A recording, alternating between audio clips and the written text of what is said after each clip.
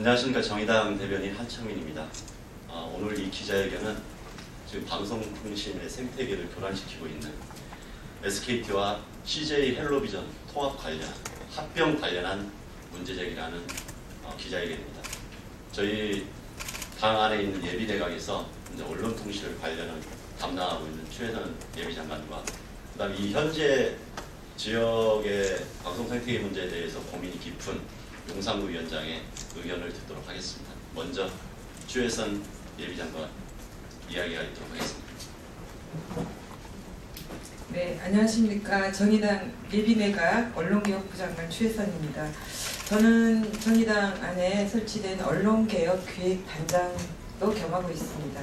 언론개혁기획단에서 이 CJ 헬로비전과 SKT 인수합병 문제를 이미 여러 차례 문제 제기한 바 있습니다. 그 연장선상에서 보시면 되겠습니다.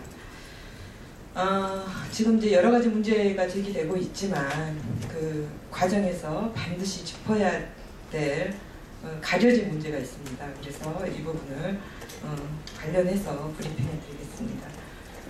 SKB 상장 폐지 관련한 겁니다.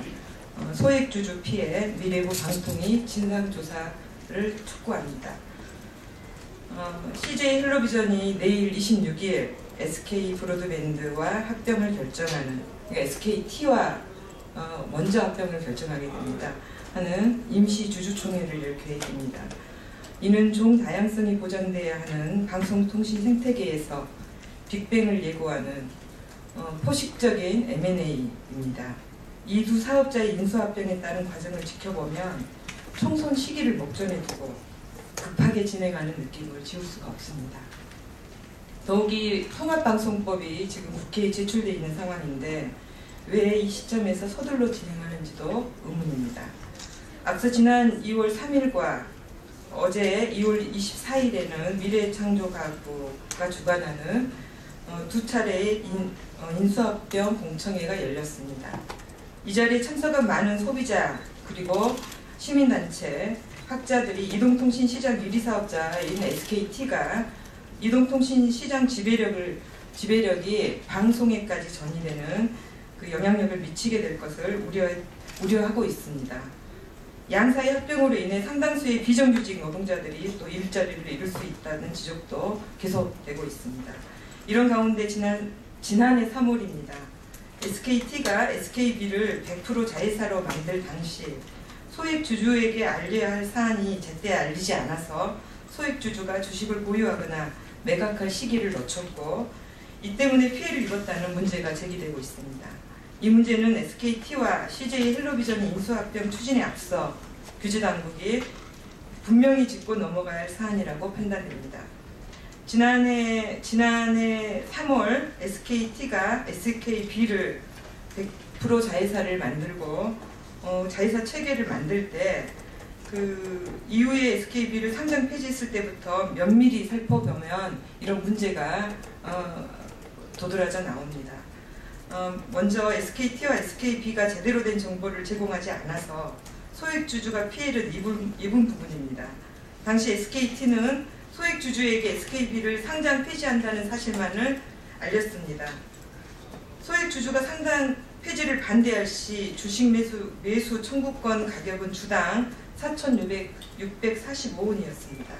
그런데 SKT는 지난해 11월 CJ 헬로비전과 인수합병을 발표했고 이때 SKB 교환 가격당 주당 5,080원으로 발표했습니다.